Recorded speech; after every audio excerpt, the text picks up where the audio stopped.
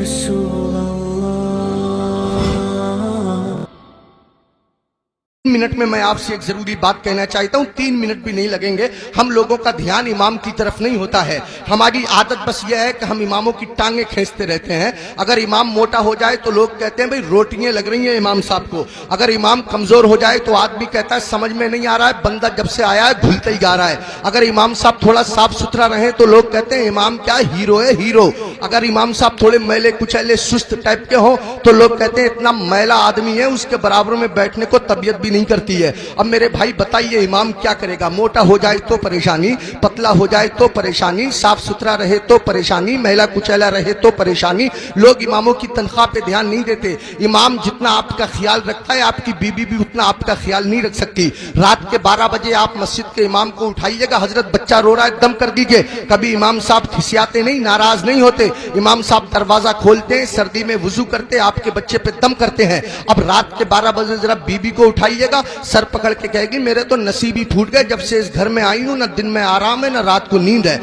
عجیب عجیب سے حالات ہیں۔ آپ غور کیجئے، ایک گھر کا خرچہ کم سے کم معمولی 15,000 سے 20-25,000 کے درمیان ہوتا ہے مہینے کا خرچہ۔ اس مہنگائی کے دور میں معمولی درمیانی خرچہ، اور اگر اس سے زیادہ آپ کریں گے تو اس کی کوئی حد نہیں ہے۔ کبھی آپ نے دھیان فرمایا، کبھی آپ نے توجہ دی، یہ 3,000 کی تنخواہ ہمارے امام صاحب کی، یہ 4,000 کی تنخواہ ہمارے امام صاحب کی، یہ 5,000 کی تنخواہ ہمارے امام صاحب کی، بہت زیادہ بڑے شہروں میں 10,000 کی تنخواہ ہمارے امام صاحب کی۔ آپ نے توجہ فرمائی، دھیان دیا کہ امام کا گزارا کیسے ہوتا ہوگا، اس کے بچوں کی دوائیں کہاں سے آتی ہوں گی، اس کے گھر کے اخراجات کہاں سے پورے ہوتے ہوں گے۔ جو آدمی 15-20 ہزار روپیہ مہینہ کماتا ہے، اگر کوئی بڑا کام آ جائے تو اس کو بھی قرضہ لینے کی ضرورت پڑ جاتی ہے۔ تو مجھے بتائیے کہ پھر یہ امام جو 4,000-5,000 میں مہینہ بھر 24 گھنٹے کی ڈیوٹی دیتا ہے، اس امام کا گزارا کیسے ہو رہا ہوگا؟ آپ ذرا سوچئے، اس پہ دھیان دیجئے، توجہ فرمائیے۔ وقت نہیں ہے میرے پاس بات کرنے کا، باتیں بہت زیادہ ہیں۔ امام لوگوں کے لیے میرے دل میں بڑی محبت ہے، بڑی اہمیت ہے۔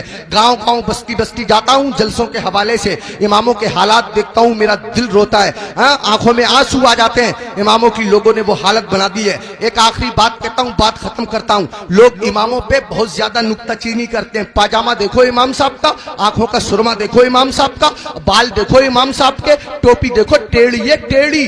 امام صاحب آتے ہوں تو لوگ کہتے ہیں دھیان دیو، دیکھ لیو، غور کریو امام صاحب سلام کریں گے یا نہیں کریں گے۔ ارے یہ تیرا غلام تھوڑی ہے، تیری مسجد کا امام ہے۔ ہونا تو یہ چاہیے تھا کہ میرا امام اگر میرے سامنے سے گزر جائے، میں اگر بیٹھا ہوتا تو ہاتھ باندھ کر کے کھڑا ہو جاتا اور اپنی مسجد کے امام کو میں سلام پیش کرتا۔ یہ میرا حق تھا، یہ مقتدی ہونے کا حق تھا۔ ہم اگر ایک ہفتہ بھی مسجد میں نہ جائیں اور اگر امام صاحب پوچھ لیں تو ہم ناراض ہو جاتے ہیں۔ امام صاحب پوچھ لیں بھائی فجر میں نہیں آئے کہاں تھے، تو ہم ناراض ہوتے ہیں، امام نے میری بے عزتی کر دی، 4 لوگوں کے بیچ رسوا کر دیا۔ امام صاحب اگر ایک ٹائم نہ رہیں تو ایسے لوگ جو جمعے کی جمعے جاتے ہیں وہ ہنگامہ مچا دیتے ہیں۔ امام کے بچے نہیں ہیں، امام کی رشتہ داری نہیں ہے، امام کی سسرال نہیں ہے، امام کی ددھیال نہیں ہے، امام کی ننیحال نہیں ہے، امام کا کون نہیں ہے؟ امام کے چچا بھی ہیں، امام کے تاؤ بھی ہیں، امام میرے تمہارے طرح آدمی ہے۔ مجھے بتاؤ، کہیں کوئی مر جائے گا تو امام کو جانا پڑے گا یا نہیں جانا پڑے گا؟ کہیں کوئی پیدا ہوگا تو امام کو جانا پڑے گا یا نہیں جانا پڑے گا؟ کہیں کسی کو تکلیف ہے، کہیں کسی کی طبیعت اچھی ہے، کہیں کسی کی خراب ہے، 1000 ذمہ داری امام کے ساتھ ہوتی ہیں۔ اگر 1-2 دن امام غیر حاضر رہ جائے تو لوگ بے وجہ اس کا حساب کرنے پہ تل جاتے ہیں اور پھر امام کے پیچھے ہاتھ دھو کے پڑ جاتے ہیں۔ ہونا یہ چاہیے 2 امام ہونے چاہیے مسجد میں، ایک امام ہونا چاہیے، ایک نائب امام ہونا چاہیے۔ امام صاحب اگر کام سے چلے جائیں تو نائب امام ان کا کام انجام دے سکے۔ اماموں کی تنخواہ بڑھاؤ، اب ایک دم تو بڑھا نہیں سکتے، میں ایک ترکیب بتاتا ہوں اور پھر حضرت مفتی صاحب کو آواز دیتا ہوں۔ ترکیب یہ ہے کہ جب جمعے کے دن امام صاحب خطبہ پڑھتے ہیں، مطلب تقریر کرتے ہیں یا نعت شریف پڑھتے ہیں، مسجد میں جتنے لوگ جاتے ہیں اگر صرف 10 روپے سے امام صاحب کا مسافہ کر دیں گے تو قسم خدا کی آپ کے پاس سے 10 روپے جائیں گے، میری مسجد کے امام صاحب کے پاس ہزاروں روپے اکٹھے ہو جائیں گے۔ امام صاحب کے بچے کھائیں گے، ان کے دل سے دعا نکلے گی۔ دیکھو اگر اماموں کی تنخواہ کم ہوتی ہے تو نمازیں خراب ہوتی ہیں۔ آپ کہیں گے کیسے؟ میں بتاتا ہوں آپ کو۔ امام صاحب کی تنخواہ 4,000، بیوی کی دوا چل رہی ہے 3,000 روپیہ مہینہ کی، 100 روپیہ روز اس کی بیوی کی دوا چلتی ہے۔ اب کتنے روپے بچے اس کے پاس؟ 1,000۔ اس میں گیس سلنڈر بھی ہے، اس میں تیل بھی ہے، اس میں نمک مرچ بھی ہے، اس میں دال چینی پتی بھی ہے، سب दुनिया भर के खर्चे। आप गौर कीजिए, अब इमाम साहब मस्जिद के मुसल्ले पे खड़े हैं, नियत बांधे हुए नमाज की, अब पढ़ रहे हैं सुब्हानक अल्लाहुम्मा व बिहम्दिका व तबारक अस्मुका व तआला जद्दुक व ला इलाहा गैरुक। अब सुबहाना जब खत्म हुआ तो इमाम साहब मन मन में सोच रहे हैं, यार कोई मर भी तो नहीं रहा है, कार किसी की शादी भी तो नहीं हो रही है, निकाह पढ़ाने के लिए मिल जाता। इमाम साहब खड़े हैं मुसल्ले पे, सोच रहे हैं, पढ़ रहे हैं 40वां, खड़े हैं मुसल्ले पे, पढ़ा रहे हैं निकाह। कसम खुदा की, अगर तुम लोगों ने अपने इमाम की तनख्वाहें माकूल रखी होती तो तुम्हारा इमाम जहां होता इमाम की नीयत भी वही होती, तुम्हारा इमाम जहां होता इमाम का दिल भी वही होता, तुम्हारा इमाम जहां होता इमाम का ख्याल भी वही होता। इमामों की तनख्वाहें बढ़ाओ, मिला करो, हर हफ्ते मामूल बना लो। जब तुम कमाते हो, हजारों कमाते हो, मामूल बना लो, या 500 रुपए दूंगा, महीने में तुमको तनख्वाह मिले 10,000, महीने में तुमको तनख्वाह मिले 15,000, 8,000, 8,000 में से 100 रुपए चुपके से जाओ, इमाम साहब से मुसाफा करके आ जाओ। अगर बस्ती में 100 घर हैं, सबके सब 100-100 रुपए से मुसाफा करेंगे, हिसाब जोड़ आप लेना रुपए कितने हो जाएंगे, इमाम साहब का काम हो जाएगा। मैं कहना ये चाहता हूँ, इतना बड़ा इमाम, कभी तुमने सोचा, तुम लोग अपने बिस्तर पे सोते रहते हो फजर की नमाज के वक्त, तुम्हारा इमाम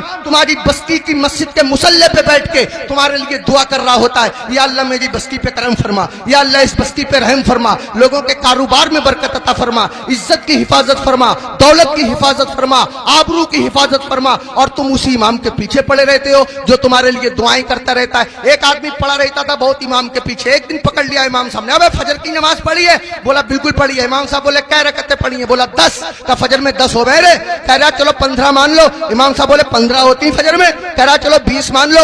इमाम साहब बोले पिट जाएगा, दिमाग खराब मत कर। मुंह लटकाया हुआ घर गया, बीवी बोली कैसे मुंह लटकाए फिर रहे हो? कहने लगा रे इमाम साहब ने पकड़ लिया, बोले फजर पढ़ी है? मैंने पढ़ी है। उन्होंने रकअतें पूछ ली, मैंने 10 बताई, 15 बताई, 20 बताई, 25 तक पहुंच गया, मगर इतना है कड़े इमाम है वो भी माने ही नहीं है। तो बीबी कह रही है तुम भी तो पागलों जैसी बातें करो, 4 बता देते 4। तो कह रहा तू तो सच में ही पिटवाने वाले काम कर रही है। जो इमाम जिद्दी इमाम 25 में ना माना वो 4 में कैसे मान जाएगा? 25 में माना नहीं, 4 में मान जाएगा। पिटवाने वाले काम कर रही है। इमामों के करीब आओ, इमामों का ख्याल रखो। जब खाना खाने बैठा करो इमाम को फोन कर लिया करो, हजरत खाना खाया नहीं खाया, आया नहीं आया, अगर आया तो क्या आया। अगर तुम्हारे घर कोई अच्छी चीज बना करे इमाम को पहुंचा दिया करो, इमाम का ख्याल रखा करो। बाल काटने की दुकान है, इमाम से बाल तरशवाने के पैसे मत लिया करो। कपड़े सिलने की दुकान है, इमाम के कपड़े फ्री सिल दिया करो। पूरी बस्ती का एक इमाम है, क्या नहीं हो सकता? मुश्किल काम नहीं है, मुश्किल काम नहीं है। एक इमाम के साथ अगर ये रियायत की जाए, कोशिश करो अपनी मस्जिद के इमामों को हज कराओ, उम्रे के लिए भेजो, सब मिलकर के कोशिश करो, तो कोई कर रहा काम नहीं है। मैंने बहुत कीमती वक्त ले लिया, आपसे भी मैं माफी चाहता हूं और मुफ्ती साहब से भी मैं माफी चाहता हूं, मिंबर शरीफ पे बैठे हुए तमाम लोगों से मैं माफी चाहता हूं। मेरे दिल की तमन्ना थी, मेरी आरजू थी, इमामों के बड़े बुरे हालात लोगों ने बना दिए। यही वजह है हमारे 50% मौलवियों ने अपना कारोबार शुरू कर दिया, इमामतें छोड़ दी, और इमामों के साथ ऐसे ही रवैया रहा तो कसम खुदा की तुम लोगों के बच्चों को अल्लाह और रसूल का नाम सिखाने वाले लोग मिलना मुश्किल हो जाएंगे, ऐसी हालतें पैदा हो जाएंगी। इमामों की कदर करो, इन लोगों से दीन जिंदा है, इन लोगों से इस्लाम जिंदा है, इन लोगों से हमारा मजहब जिंदा है। शायरों के कदमों पे 1-1 हजार, 2-2 हजार, 20-20 हजार। हमारी जमात में ऐसे ऐसे शायर भी हैं जो 2-2 नाते पढ़ने के 1-1 लाख लेते हैं। तकरीर करने वाले लोग ऐसे भी हैं जो 2.5-2.5 लाख लेते हैं। उनको एयर कंडीशन रूम चाहिए, किसी आम आदमी के मकान में ठहरेंगे नहीं, 5 स्टार होटल उनको कियाम करने के लिए चाहिए। हमारी कौम सब कुछ बर्दाश्त करती है, लेकिन जब निकाह का नंबर आता है और इमाम साहब कह रहे हैं 3,000 लूंगा, तो पूछे कौन सी किताब में लिखा हुआ है 3,000 ही लोगे, इससे कम नहीं लोगे? और वो 3,000 में से भी 500 रुपए ले लेते हैं मस्जिद के लिए, 1,000 रुपए मस्जिद के लिए। शरीयत का मसला ये है, निकाह पढ़ाने में जितने पैसे मिलते हैं वो सबके सब इमाम निकाह पढ़ाने वाले के होते हैं। अगर जबरन उससे मस्जिद के लिए पैसे लिए जाएंगे तो लेने वाले लोग मैदान महशर में उसका कर्जा देने के लिए तैयार रहे। इमाम के साथ वो ज्यादती जो लोग कर रहे हैं, इमाम के नाम से उगाते हैं ईद में लोग पैसे, 40,000 50,000 इमाम साहब को दे दिए, 7,000 8,000 बाकी बचा लिए। अरे इमाम के नाम से उगाया, इमाम को दो, मस्जिद में और काम है, उसके नाम से कमाओ, उगाओ, इकट्ठे करो और मस्जिद में लगाओ। बहरहाल अल्लाह ताला माफ फरमाए, कोई भी शाखे तमन्ना हरी नहीं होगी, तेरे बगैर बसर जिंदगी नहीं होगी। जो दूसरे दूसरों को अंधेरे में देखना चाहे उसी के घर में कभी रोशनी नहीं होगी। मैं ये नहीं कहता कि नात पढ़ने वालों को मत दो, मैं ये नहीं कहता कि तकरीर करने वालों को मत दो। अगर इनको देना बंद कर दोगे तो हम लोगों के बच्चे कैसे पलेंगे? मैं कहता हूं इनको भी दो, मगर इनके साथ साथ अपने इमाम का भी ख्याल रखो।